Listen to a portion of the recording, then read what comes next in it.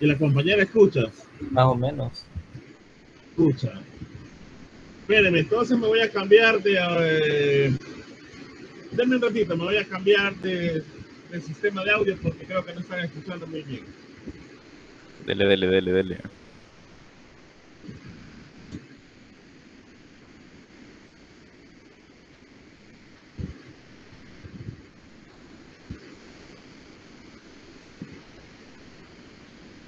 Hey, Rafa. ¿Qué andas? Y al final le vas a contestar la pregunta a Fernando que te hizo. Ay, Dios. Ahí te vas a estar. No, hombre. Y es cierto, Rafa, No, eso no.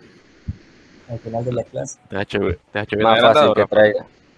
Más fácil que traiga, que lleve la guitarra. Ay, tráela pues. No. Ah, ya dijiste. Tampoco. Sí, cerca, Rafa. Ya me enseñas a tocarla. Hoy me escuchan ahora. Sí, sí, sí. ¿O sí? Que había problemas técnicos. Oh, sí. Vaya. Entonces, como les decía, pues la corrosión lastimosamente produce anualmente cada año pérdidas económicas muy elevadas en todo el mundo a nivel de industria geotérmica. Entonces, las pérdidas pueden ser directas y pérdidas directas e indirectas. Las directas, lógicamente, hay que hacer una sustitución de las estructuras corroídas y lógicamente hay que darle un premantenimiento a todas las instalaciones. Por ejemplo, hay que tener, pues, comprar o hasta reformular pinturas anticorrosivas para el tipo de industria. Son caras, a veces hay que tener recubrimientos metálicos, ese mantenimiento es muy caro. Hay nuevas tecnologías, por ejemplo, las protecciones catódicas. Ustedes, no sé si quién me puede dar un ejemplo de protección catódica o han escuchado algo por el estilo. Yo no. No, no. ¿O alguien más? Vaya. No, la protección catódica es el revestimiento.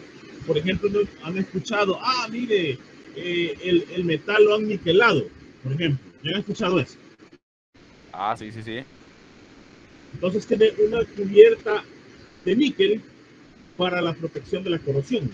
Entonces se le da una protección catódica por medio de aplicación de energía electroquímica. Por ejemplo, está el caso de los clavos galvanizados. Se les da un recubrimiento electroquímico para que estos clavos no les dé óxido más adelante después de 10 años. Igual, están los niquelados, hay unos que les dan una cubierta de cobre para este fin. Entonces, por eso se llama protección catódica. Ahora, las pérdidas indirectas, por ejemplo, de evaluación, las instalaciones, lógicamente se refiere a las pérdidas de la producción en general. ¿Qué quiere decir? A mí yo tengo un equipo que le detecto corrosión en la industria geotérmica y yo tengo que parar inmediatamente. Y la industria geotérmica no se puede, en pocas palabras, parar tanto tiempo, porque el flujo o el vapor que yo estoy extrayendo y lo voy a transformar en energía eléctrica y se está inyectando a la red, esa inyección a la red, yo ya vendí esa energía. Por ejemplo, yo ya hice trato y ya se la vendí a Guatemala. Y yo le vendí tantos megawatts y esos megawatts me van a generar dinero. Entonces yo eso ya lo prometí, ya lo vendí, entonces no lo puedo parar. Entonces si yo hago eso, yo estoy quedando mal y puedo ir tarde o temprano ir a una quiebra. Otra cosa, si yo tengo inversores que me han dado el dinero para instalaciones, yo tengo que pagarle a esos inversores la plata que invirtieron más su ganancia en la venta de energía. Entonces no puedo parar. Por ejemplo, mire, yo voy a parar una planta geotérmica y la paro Guachapán, por ejemplo, y esas horas, póngale que fueran 10, 12 horas que yo pare, es una cantidad de flujo de energía que, en pocas palabras, es una cantidad de dinero que yo estoy perdiendo, o los inversores o los clientes están perdiendo. Por eso se refiere a pérdida de producción, pérdida de eficiencia, también equipos. Ahora, lastimosamente la corrosión arruina ciertos equipos, turbinas que no son nada baratas, son muy costosas a veces.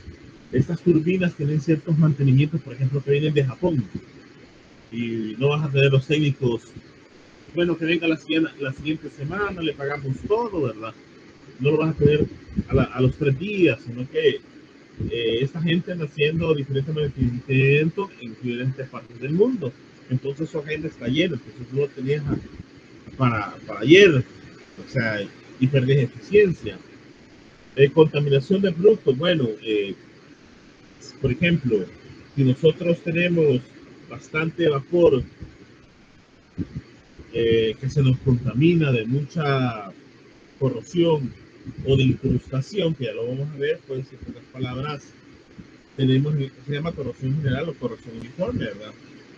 Entonces ahí estamos perdiendo metal de las instalaciones, al mismo tiempo se está dando un adelgazamiento uniforme de, por ejemplo, de las tuberías, en este caso, ¿verdad? Y lógicamente eso nos lleva a lo que se llama derrumbe del hierro, adelante. Lógicamente, porque está siendo atacado por las altas temperaturas del mismo vapor, ¿verdad? Entonces, se nos pueden dar diferentes clases de corrosión, en este caso, que nos va a dar pérdida. Corrosión por picadura, corrosión por fricción, corrosión selectiva, ¿verdad? También, y corrosión por partición. Entonces, hay diferentes corrosiones que lastimosamente nos dañan las instalaciones geotérmicas. Ahora, aquí ven las fotos. En ese momento, como les digo, han hecho un paro y necesitan sacar esa corrosión que está atacando las turbinas. En otras palabras, el corazón donde se produce la energía eléctrica. Depende del daño, depende del costo del equipo. Entonces, son equipos que no son nada baratos. Pues, por ejemplo, una turbina, quiero ver otro rato, les voy a avisar si nos contestaron, porque nosotros creo que vamos a ver, primero Dios, una turbina, y van a ver de qué tamaño es una turbina, es gigantesca, es grande, y una turbina, por ejemplo, una turbina que cambiaron en Berlín, créanme, para traer una turbina desde Acaputla, viene ese camión contenedor tan despacito, ¿verdad? Haciendo un gran tráfico, llega al pueblo de Berlín, tiene que hacer una coordinación con la policía, la alcaldía, para parar los tráficos, donde va a pasar ese camión con esa gran turbina, pues, y los procesos se pueden tardar a más de 48 horas en el transporte, porque va bien despacito. Entonces, no es un equipo que lo van a dejar perder así por así, porque lógicamente va a tener grandes cantidades de costos.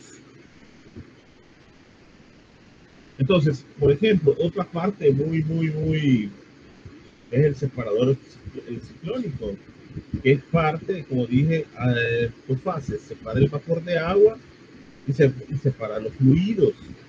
Entonces, el vapor de agua, él pasa directamente a la turbina para transformarse en energía eléctrica, y los fluidos se pegan a la pared, porque el separador ciclónico es así, como ustedes lo ven, menos redondito, él se va pegando. Entonces, si ven a la izquierda donde está a la derecha, donde está la mano, esa es un ataque por salmuera, bastante, donde a veces hay ciertos minerales que se tienden a solubilizar y lógicamente atacan.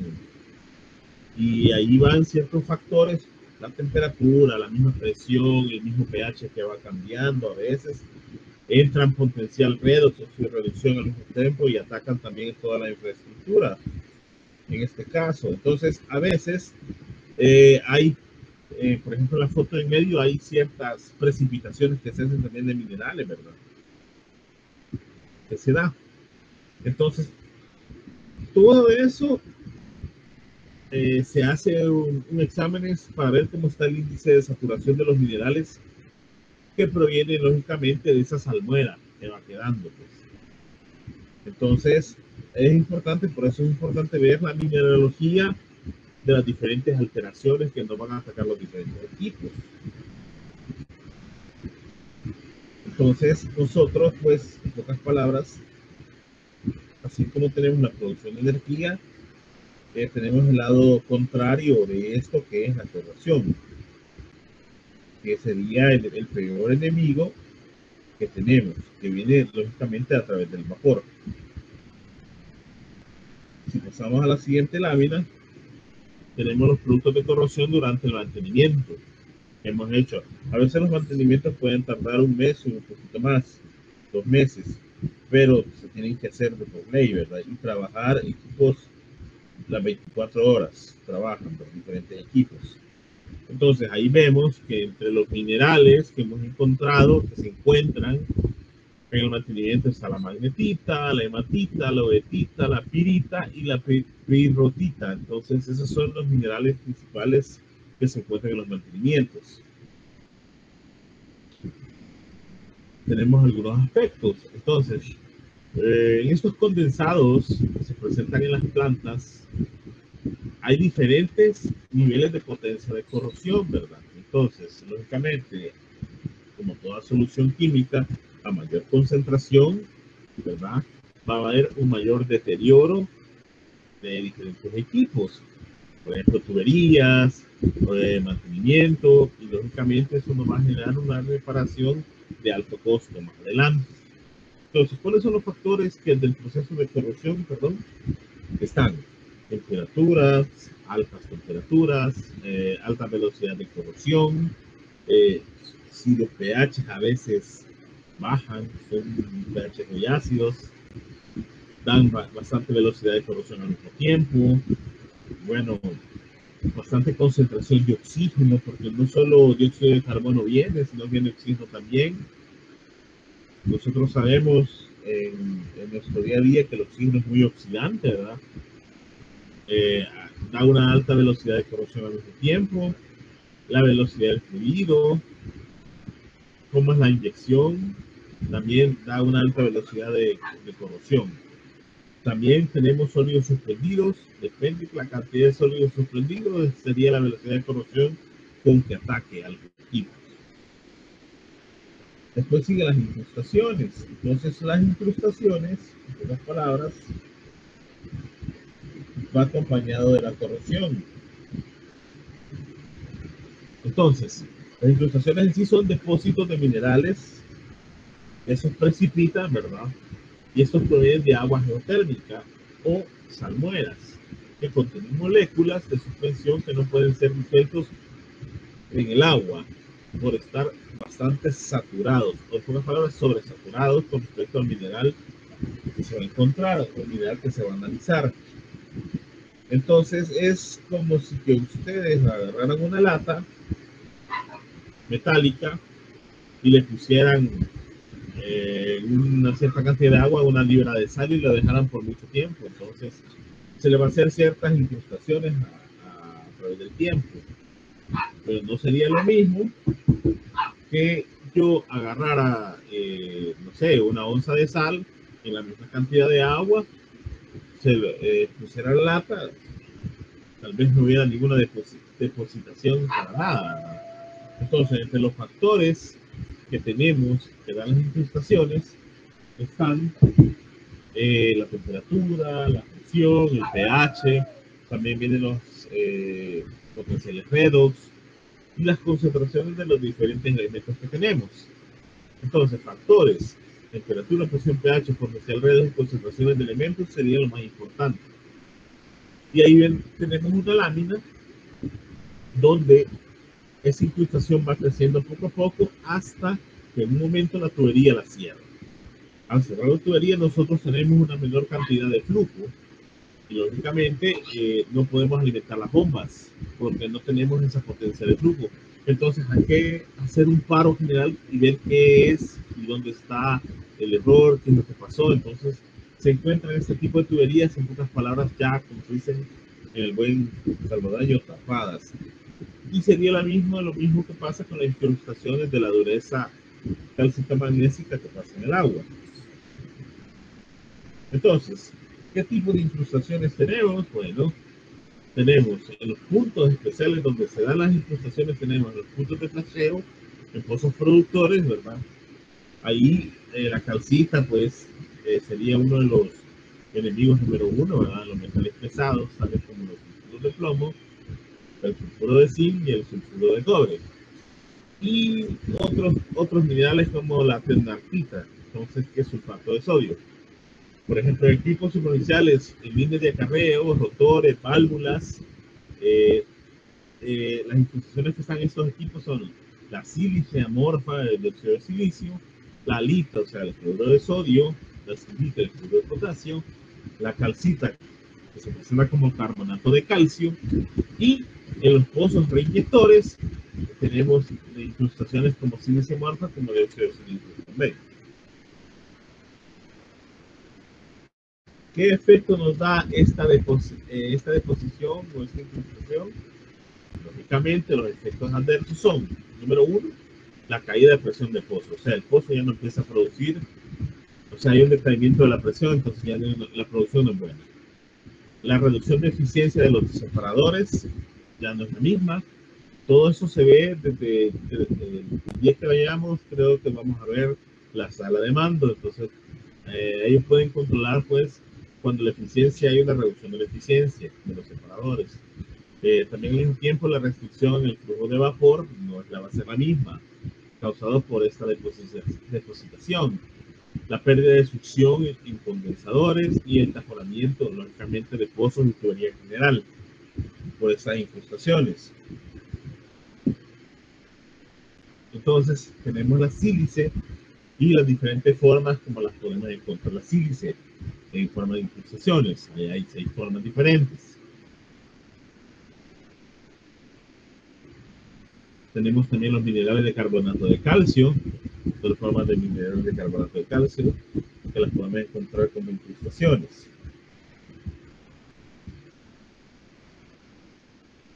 También encontramos sulfuros de metales pesados, por ejemplo la calcopirita, la galena y la pirita. Entonces, estos tres los encontramos bastante en los campos geotérmicos del Salvador.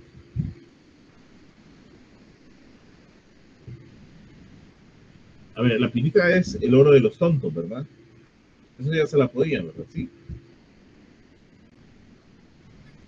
Sí, ¿verdad? Sí, sí.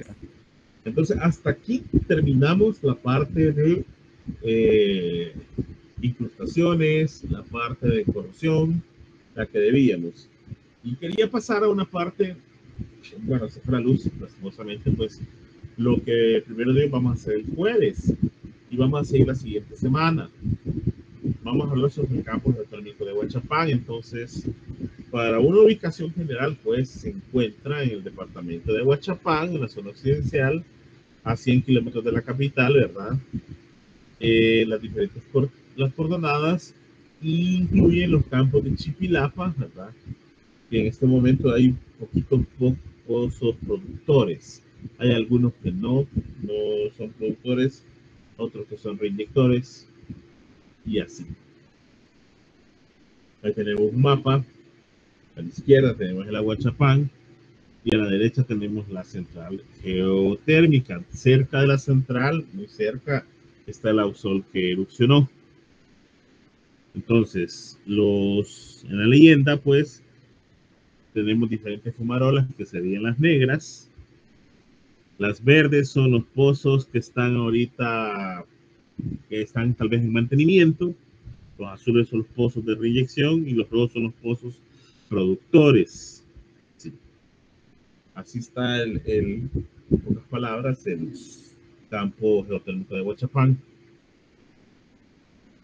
Entonces, en su síntesis geológica, pues, el campo ya ubicado pues, al noroeste del grupo volcánico Laguna Verde, Laguna de las Ninfas, y este es un complejo volcánico, en pocas palabras, que se desarrolló en el periodo cuaternario y cerca del bloque tectónico del Plioceno. Entonces, de Tacuba, ahí está la famosa caldera de Ataco, muy cerca.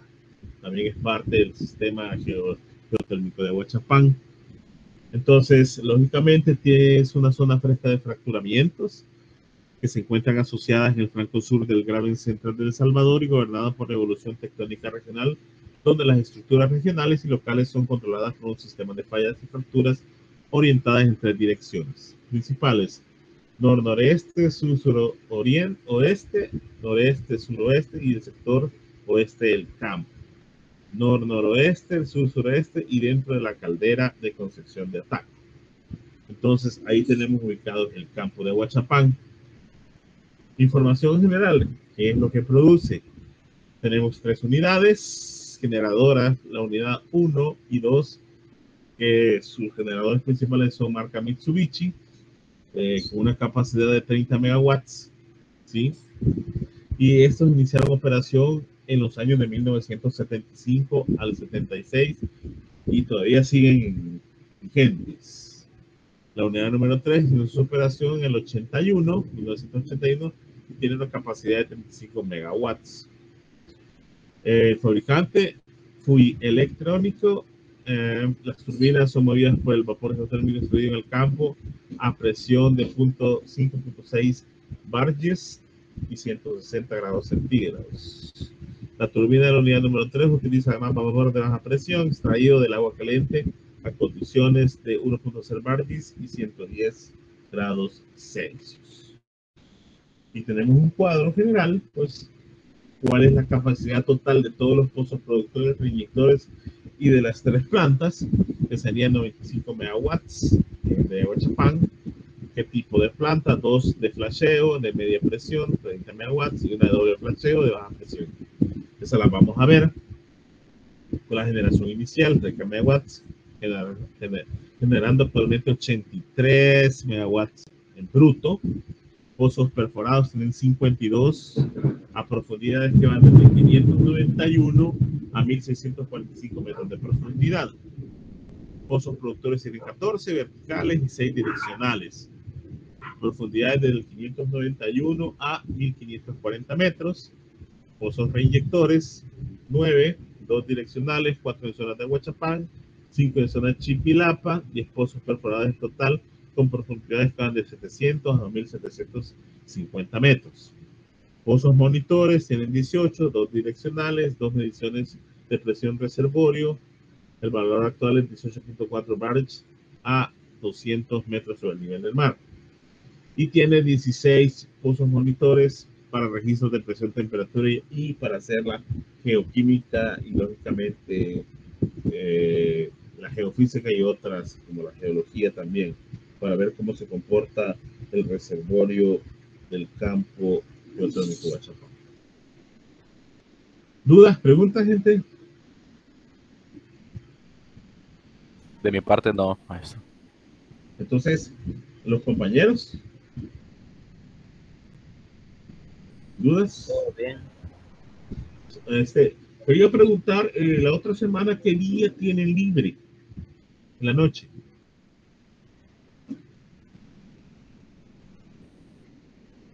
¿Tienen libre el martes?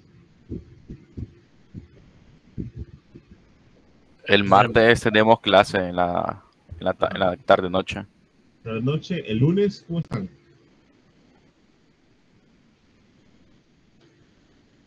¿Lunes? Lunes creo que sí, en la noche sí tenemos libre. Ah, pues necesito que todos en la noche, porque vamos a hablar un poco de la planta geotérmica, un poco de detalles más a profundidad, porque no queremos llegar, hoy se hablaba que no se quiere llegar, pues, con ciertos, que no se sabe nada de la planta, pues, porque a veces los ingenieros de la geo tienen a preguntar mucho, si tienen algún conocimiento o algo, porque creo que la charla va a ser algo extensa. Se va a caminar en todo el complejo, ¿verdad? Hasta la área de producción eléctrica también. Entonces necesito, si nos podemos conectar como a las 8 todos, para ver cómo está el contenido, cómo está la planta, sería mucho mejor. ¿Sí?